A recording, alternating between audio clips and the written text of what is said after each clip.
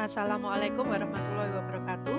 Perkenalkan, saya Sari Kusumawati, peserta CGP Angkatan 7 yang akan menyampaikan kesimpulan dan refleksi filosofis Pendidikan Nasional Ki Hajar Dewantara. Guru merupakan kata yang sering kita dengar di dalam hidup bermasyarakat. Menurut Undang-Undang Nomor 14 Tahun 2005 tentang guru dan dosen, pengertian guru adalah tenaga pendidik profesional yang memiliki tugas utama untuk mendidik, mengajar, membimbing, mengarahkan, melatih, menilai, dan mengevaluasi peserta didik pada pendidikan anak usia dini melalui jalur formal, pendidikan dasar, dan pendidikan menengah. Seorang guru memiliki peran yang penting dalam proses belajar mengajar untuk menciptakan peserta didik sebagai generasi penerus yang berkualitas. Perkembangan zaman yang semakin pesat menuntut peran guru untuk menjadi lebih kreatif dan inovatif demi mengawal peserta didik mencapai apa yang diharapkan dalam pembelajaran.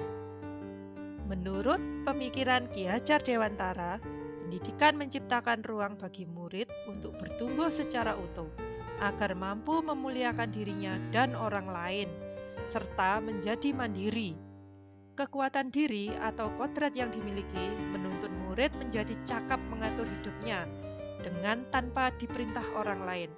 Dalam proses menuntun anak diberi kebebasan, namun pendidik sebagai pamong dalam memberikan tuntunan dan arahan agar anak tidak kehilangan arah dan membahayakan dirinya. Seorang pamong dapat memberikan tuntunan agar anak dapat menemukan kemerdekaannya dalam belajar. Ki Hajar Dewantara juga mengingatkan pendidik bahwa pendidikan anak sejatinya menuntut anak mencapai kekuatan kodratnya sesuai dengan alam dan zaman. Dalam menghadapi tantangan alam dan zaman, budi pekerti anak perlu diperkuat dan ditempa untuk bisa mengikuti tantangan alam dan zaman. Budi pekerti merupakan keselarasan hidup antara cipta, rasa, karsa, dan karya. Keseluruhan hidup anak dilatih melalui pemahaman kesadaran diri yang baik tentang kekuatan dirinya. Kemudian dilatih mengelola diri agar mampu memiliki kesadaran sosial bahwa ia tidak hidup sendiri. Sebelum saya mempelajari modul 1.1 tentang refleksi filosofis pendidikan nasional Ki Hajar Dewantara, saya menganggap bahwa guru adalah sumber belajar bagi peserta didik dan memakai cara-cara yang membuat peserta didik bosan dalam menyerap pelajaran yang saya berikan. Metode mengajar saya yang monoton yaitu ceramah, diskusi, dan tanya jawab. Pemberian tugas yang monoton sesuai dengan tuntutan kompetensi dasar sehingga banyak peserta didik yang kurang bisa menyesuaikan irama pembelajaran. Beberapa peserta didik menjadi malas belajar karena tugas-tugas yang saya berikan ditunjukkan di dalam kelas beberapa anak tertidur dan yang lain membuat kelas menjadi gaduh dengan seringnya izin keluar masuk kelas. Pada saat memberikan asesmen berupa soal esai, hal yang sering saya temukan adalah jawaban dengan kalimat-kalimat yang sama persis dalam satu kelas. Hal ini membuat saya berpikir bahwa apa yang telah saya ajarkan tidak benar-benar masuk dalam pemahaman anak-anak terhadap materi belajar. Respon yang saya berikan terhadap konflik yang terjadi di kelas juga kurang, karena saya hanya berpikir bagaimana menyelesaikan materi sesuai dengan tuntutan kompetensi dasar yang harus dikuasai oleh peserta didik. Pada modul 1.1 tentang refleksi filosofis pendidikan nasional Ki Hajar Dewantara yang telah saya pelajari dapat menyebabkan cara pandang dan sikap saya terhadap pembelajaran serta pendidikan mulai berubah. Pemikiran yang merubah saya adalah bahwa perubahan harus dimulai. Saya menjadi lebih ikhlas dan bersabar terhadap peserta didik dalam mendampingi belajarnya. Beragamnya karakteristik peserta didik membuat saya tersadar bahwa masing-masing peserta didik memiliki gaya belajar yang berbeda-beda, sehingga memerlukan penanganan yang berbeda pula. Dengan menggunakan metode pengajaran yang diberikan haruslah berbeda.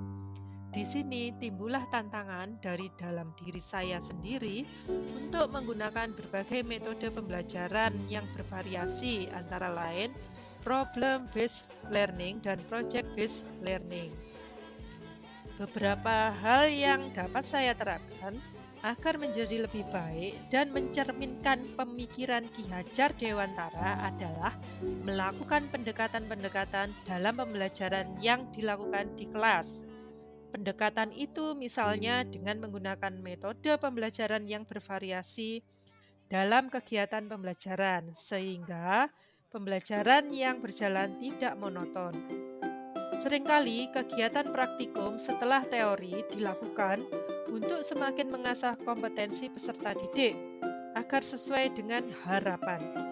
Saya juga mencoba melakukan pendekatan-pendekatan personal pada peserta didik yang kurang berminat dalam belajar dengan berdiskusi tentang permasalahan yang dihadapinya, sehingga meningkatkan atau menarik motivasi dalam belajar.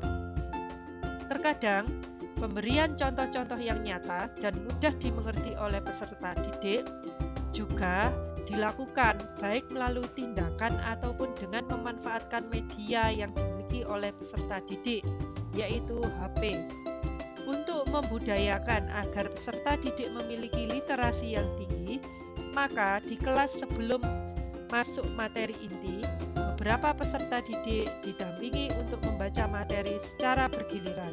Budaya kerja bakti di lingkungan sekolah, olahraga pagi dan minum susu setiap hari Jumat juga mulai diterapkan untuk membentuk tubuh peserta didik tetap sehat dan termotivasi saat belajar. Demikianlah kesimpulan dan refleksi filosofis pendidikan nasional Ki Hajar Dewantara.